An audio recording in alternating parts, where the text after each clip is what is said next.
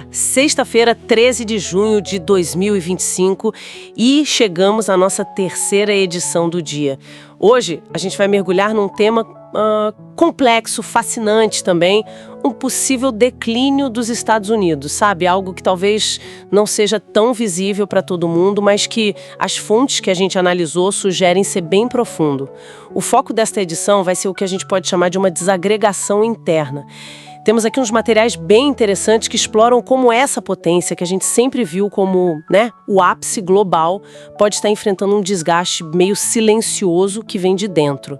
A nossa missão aqui nessa edição é tentar entender as raízes dessa transformação. Vamos começar olhando para a economia e para a perda de influência, mas a partir dessa lente interna, sabe? A ideia central que parece permear as fontes é que o poder americano talvez esteja se desfazendo um pouco sobre o peso das suas próprias contradições internas. Não são, explosões ou crises dramáticas na superfície, mas sim transformações lá dentro que parecem estar corroendo as bases do país. O que exatamente está acontecendo por lá? É uma ótima pergunta. E as fontes que a gente viu apontam para uma mudança bem significativa no motor econômico americano. Aquele capitalismo mais, digamos, clássico, focado em produzir coisas novas, em inovação, em produtividade mesmo, parece estar perdendo espaço. Perdendo espaço por uma lógica mais financeira. Sabe, alguns autores chegam a chamar isso de financeirização. Financeirização. Ou até usam o termo economia de aluguel. A ideia básica é que se ganha mais dinheiro hoje controlando o acesso a certas coisas, tipo plataformas digitais, patentes, até imóveis, do que necessariamente criando valor produtivo novo, fabricando algo. E tem aquela estratégia que a gente viu mencionada, o blitzscaling. Isso Tem a ver, aquilo de crescer super rápido, mesmo dando prejuízo no começo? Exatamente, boa conexão. O blitzscaling pode ser visto como uma ferramenta perfeita para essa lógica que eu mencionei. As empresas, principalmente de tecnologia, crescem de forma vertiginosa para dominar o mercado o mais rápido possível. Muitas vezes, no processo, elas acabam eliminando concorrentes menores e criam quase que uns monopólios disfarçados, sabe? Entendi. E isso, claro, às custas de alguma coisa, imagino. Pois é. Frequentemente isso vem junto com modelos de trabalho mais precários. Pensa nas plataformas digitais que intermediam serviços, O motorista ou o entregador. O foco ali é capturar o mercado, se tornar indispensável, para depois poder extrair a renda que aquele mercado pode gerar. Não é tanto sobre a eficiência produtiva no início. E o impacto disso para as pessoas comuns, para o trabalhador médio? As fontes dão exemplos práticos? Sim, e é bem direto o impacto. A gente vê uma estagnação salarial para muita gente, ou até uma queda real do poder de compra. Tem uma metáfora que uma das fontes usa que é bem forte, eu achei. Qual? Compararam o poder de compra anual de um trabalhador médio usando latas de refrigerante como unidade. Latas de refri? Curioso. Para ilustrar. Digamos que, num período anterior, esse trabalhador conseguia comprar o equivalente a umas 43 mil latas por ano com o salário dele. Ok. Mas, recentemente, esse mesmo trabalhador, com o salário atualizado, só conseguiria comprar pouco mais de 22 mil latas. Nossa, caiu quase pela metade. É brutal essa diferença. É muito significativo, E aí, para contrastar, a mesma fonte compara com um investidor de classe média alta. Alguém que aplicou o dinheiro em fundos indexados, sabe? Aqueles que seguem a bolsa, tipo o S&P 500. Esse investidor, sem ter um esforço produtivo direto ali, teria tido um ganho no patrimônio dele equivalente a umas 18 mil latas a mais no mesmo período. Quer dizer, o dinheiro rendendo muito mais que o trabalho, mesmo que o trabalhador esteja produzindo mais. Exatamente essa distorção que a fonte aponta. O capital se valorizando descolado do trabalho, mesmo com ganhos de produtividade acontecendo lá na ponta. E o resultado disso na vida das pessoas, imagino, é mais insegurança financeira, Fica mais difícil pagar plano de saúde, pensar em aposentadoria. Com certeza. Isso acentua demais a desigualdade, certo? Exato. Gera uma ansiedade econômica muito grande para uma parcela enorme da população. E não é só uma questão social interna. Fontes como o Washington Post, que a gente também consultou, chegam a colocar essa instabilidade econômica doméstica como um ponto de vulnerabilidade estratégica para os próprios Estados Unidos. Como assim estratégica? Quase como uma ameaça à segurança nacional a longo prazo, sabe? Eles mencionam isso junto com outros fatores, tipo a erosão de algumas alianças internacionais, um certo, talvez, enfraquecimento do investimento em ciência e tecnologia de base. São pontos de atenção que eles levantam. Entendi. Então essa pressão econômica interna, essa desigualdade, não fica só dentro de casa. As fontes também sugerem que isso transborda, né? Afeta a posição dos Estados Unidos no mundo. Sim, esse é outro ponto que as fontes destacam bastante.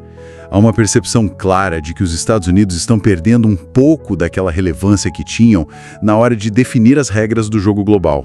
Em que áreas, por exemplo? Pense em áreas-chave hoje em dia. Padrões para novas tecnologias, inteligência artificial, biotecnologia, regras ambientais globais, acordos comerciais importantes. Antes, a liderança americana era muito forte nisso, né? Agora, o que as fontes indicam é uma certa ausência, um vácuo sendo deixado. Um vácuo de poder normativo, digamos assim. E por que isso seria tão importante? Porque esse espaço, esse vácuo, ele não costuma ficar vazio por muito tempo na arena internacional, né? O que as fontes sugerem é que outros atores importantes, e aí mencionam principalmente a China, mas também a União Europeia em certas áreas, acabam ocupando esse espaço. E eles começam a definir os padrões, a influenciar as regras de acordo com os interesses deles. Ah, entendi. Isso significa que os Estados Unidos perdem capacidade de moldar a globalização de um jeito que seja mais favorável para eles, como historicamente fizeram por muito tempo. É uma perda de influência normativa, sabe? De capacidade de ditar o ritmo e as regras do jogo. Faz sentido. Então, o que está emergindo dessa nossa primeira olhada nas fontes é um quadro bem complexo.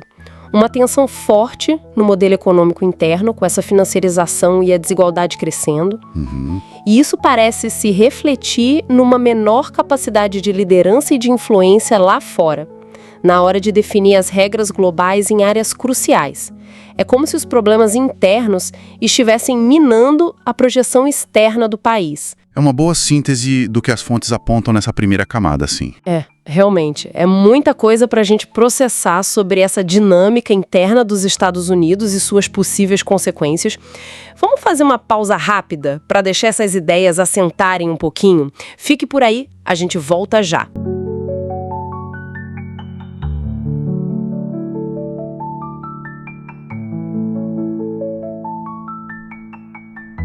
Bem-vindos de volta à nossa conversa sobre o declínio invisível dos Estados Unidos. A gente está entrando na última parte aqui da análise e o foco agora, ele muda um pouco, né? Vai para umas dinâmicas talvez menos óbvias, mas que as fontes apontam como cruciais. Sim, tipo um certo isolacionismo crescente, o que parece ser um abalo na diplomacia tradicional, um enfraquecimento da ciência e até o desgaste da própria democracia americana. Exato. É como se a gente saísse um pouco da esfera puramente econômica, que a gente já discutiu, né? As fontes estão apontando para uma mudança de rumo bem notável na política externa. Especialmente intensificada ali a partir da administração Trump. A gente vê uma rejeição mais explícita ao multilateralismo, sabe? Aquela cooperação formal entre vários países. Sim. E um certo questionamento de alianças históricas. Isso, assim, reconfigurou a posição global dos Estados Unidos. É quase aquele retorno do America First, né? Fica bem claro. A gente viu isso nas tarifas impostas unilateralmente, nos cortes em ajuda internacional, até numa postura, assim, mais cética com a ONU, com a OTAN. E o interessante de notar, e o Financial Times, por exemplo, chegou a destacar isso, é o efeito cascata, né? Sim. Essa postura não só, digamos, arranhou a credibilidade diplomática americana, Com certeza. mas também abriu espaço, sabe, para outras potências. China, Índia, elas ganharam influência nesse vácuo. Há relatos, inclusive, de um certo receio na Europa, com essa imprevisibilidade dos Estados Unidos. Aí a União Europeia começa a buscar reforçar as próprias estratégias de defesa, né? Fica mais autônoma. Mas olha que curioso, tem uma aparente contradição que algumas análises levantam, né? Qual seria? Esse discurso de não intervenção, mas ao mesmo tempo a manutenção ou até, em alguns casos, a expansão da presença militar em certas áreas. Ah, sim. Isso sugere, né, uma política externa talvez mais transacional, focada em ganhos imediatos. Isso. E aí valores como a promoção da democracia, que antes pareciam centrais, talvez fiquem um pouco em segundo plano, né? Precisamente. E muitos analistas, eles interpretam esse movimento não só como uma escolha de política externa, assim, isolada, Certo. mas também como reflexo do desgaste interno da própria democracia americana. É como se fosse uma crise de identidade que acaba se projetando para o mundo. Essa conexão que você faz é interessante entre essa postura externa e o desgaste interno. E isso leva a gente para outro pilar que as fontes mencionam muito: a ciência e a tecnologia. Aquela tradicional primazia americana na pesquisa de ponta parece que está sob ameaça. Sim, e o que as fontes sugerem é que não é por falta de capacidade, sabe? É mais por um desmonte interno mesmo.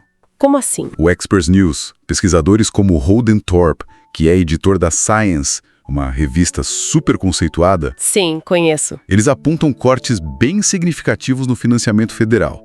Fala-se em reduções que poderiam chegar, olha só, a 55% na National Science Foundation, a NSF, Nossa, e 40% nos National Institutes of Health, os NIH. São órgãos vitais para pesquisa básica, para pesquisa médica. o impacto disso é direto, né? Afeta a universidade, laboratório, desestimula a nova geração de cientistas que está vindo aí. Exato. E enquanto isso acontece lá, a gente vê outros países, China, Coreia do Sul, Alemanha, ampliando e muito os investimentos em pesquisa e desenvolvimento, P&D. Pois é, parece quase uma aposta contra o próprio futuro que a ciência ajudou tanto a construir nos Estados Unidos, né? Exatamente. E mesmo onde, assim, existem promessas de investimento como inteligência artificial, computação quântica, algumas análises apontam que falta uma visão estratégica integrada. Muitas vezes a lógica parece ser só da eficiência técnica, sabe? Às vezes subordinada a interesses privados ou até visões ideológicas que podem rejeitar políticas de inclusão, por exemplo. Entendi. E aí soma-se a isso aquele fenômeno do negacionismo científico, que ganhou muita força, né, especialmente na pandemia. Isso cria uma crise de confiança de comunicação entre a ciência e a sociedade. Poxa vida. E isso acende alertas até na segurança nacional. Setores como semicondutores, bioengenharia, estão vendo concorrentes ganharem terreno. E talvez o ponto central disso tudo, algo que as fontes sugerem, assim, nas entrelinhas, seja uma crise de propósito mais profunda, né? Aquela narrativa do excepcionalismo americano, sabe? Da nação como um modelo a ser seguido. Parece que está se fragmentando internamente. E essa fragmentação interna, ela inevitavelmente abala a projeção internacional, né? O declínio que se observa, seguindo essa linha de análise, não é só econômico ou geopolítico. Não. Ele é também simômico.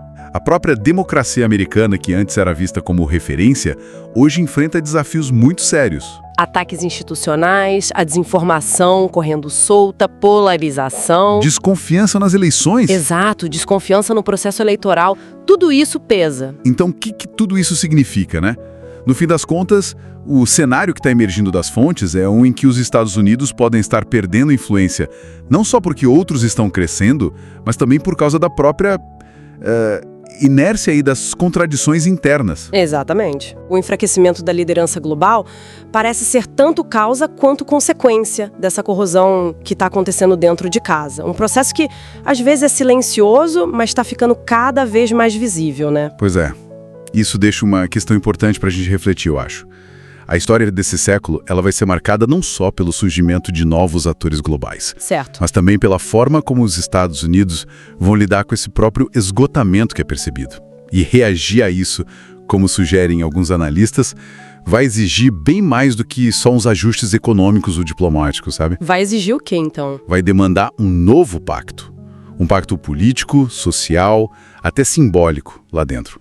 Sem isso, esse processo silencioso de desgaste, ele pode continuar. Uma reflexão importante para a gente fechar. Chegamos ao fim de mais uma análise aqui no PovCast. Um abraço carinhoso e lembre-se, o PovCast vai ao ar de segunda a sexta, às 7 da manhã, ao meio-dia e às 5 da tarde. E também aos sábados, ao meio-dia. Até a próxima!